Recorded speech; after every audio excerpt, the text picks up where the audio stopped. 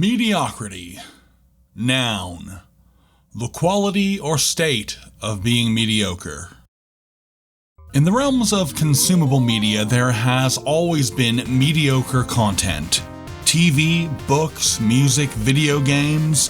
When you have this much art, not all of it is going to be great. Some of it will indeed be great, some of it will be downright terrible, and some of it will be mediocre. Middle of the road, boilerplate, bog standard, meh. Those pieces of art that aren't bad enough to be awful, but also aren't decent enough to be good.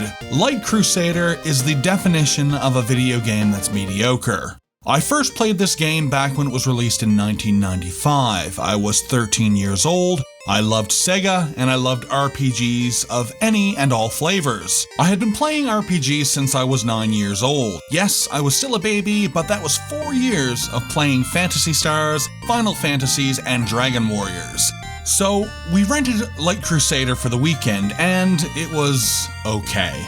I did manage to beat it, but on a replay, I'm totally shocked by this fact because the game has some obnoxiously difficult puzzles. So, I replayed the game this last weekend for the first time since 1995, and I had an okay time with it. It's weird because when you sit down to play a treasure game, you are expecting something great. This is the company who did Dynamite Headdy, Alien Soldier, Guardian Heroes, Sin and Punishment, Ikaruga, and motherfucking Gunstar Heroes. But Light Crusader is middling at best.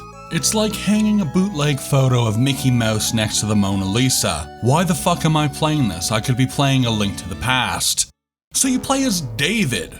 I know. On a quest to find the missing people of the town of Green Row. Turns out there's an ancient evil that's going to be resurrected and blah blah, you've heard this one a million times before. So you descend into the dungeon full of puzzles and combat. The puzzles are the best part and the combat is the worst part. But you need to get used to both sides of this diabolical shitcoin as you need to master both to succeed. So let's talk about the gameplay. The first thing you will notice when playing this game is that the controls are totally fucked. The game is played from an isometric viewpoint, which in itself is fine, but it's an absolute detriment in this game. Trying to interact with anything is like trying to shove a square block into a round hole. If you try to talk to anyone or interact with a sign or whatever, you will constantly miss the attack. And the designers knew about this because they programmed in this annoying oops message that pops up whenever you hit an NPC.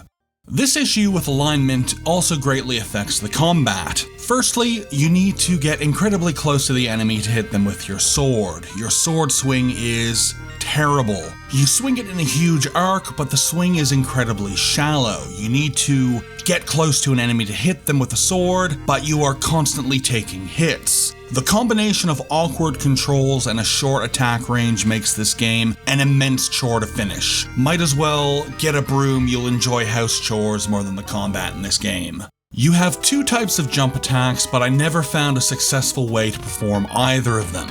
You have one attack where you jump and do a swing like if you were standing on the floor. I never hit a single enemy with this attack ever. The second attack is this lunging jump where David thrusts his sword straight out in front of him. But when you are lunging, there's this weird physics thing that happens that I can only describe as slipping on a banana peel in the air. Your movement during this lunge is so loose that you'll be flopping all over the place, but compared to trying to attack while on the ground, it might as well be as tight and fluid as A Link to the Past. Aside from your sword attacks, you also have access to magic. There are 4 types of magic in the game: wind, fire, earthquake, and heal. You can use magic after finding magic orbs. You can have up to 99 of each spell type. You can get these through enemy drops or you can buy them in the shop.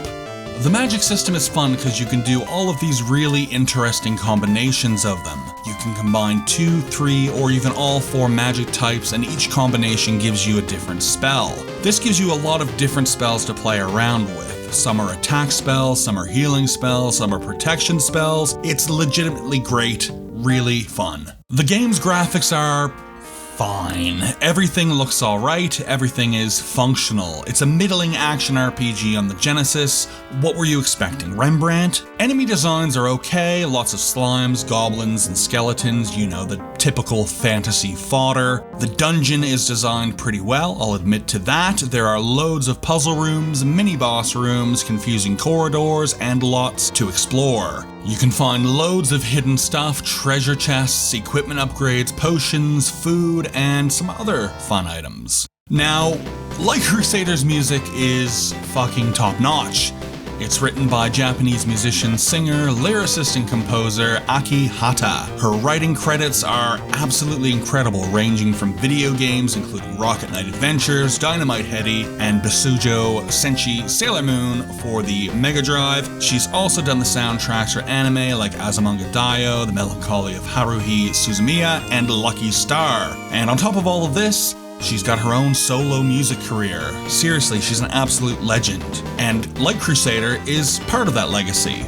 Being on the Genesis, the soundtrack doesn't have a huge amount of tracks, but the songs that are there are all totally solid. I especially love the piece that plays during the goblin wrestling scene. Light Crusader is not great, but it's not bad either. It has great sections like the puzzles and the music, but it has bad parts like the controls and the combat. It's mediocre. It's definitely one of Treasure's worst games, but it's still a pretty okay action RPG on a system that didn't have a huge amount of RPGs in the first place. As down on it as I may seem, I did like it. Hell, I must have. I did beat it twice.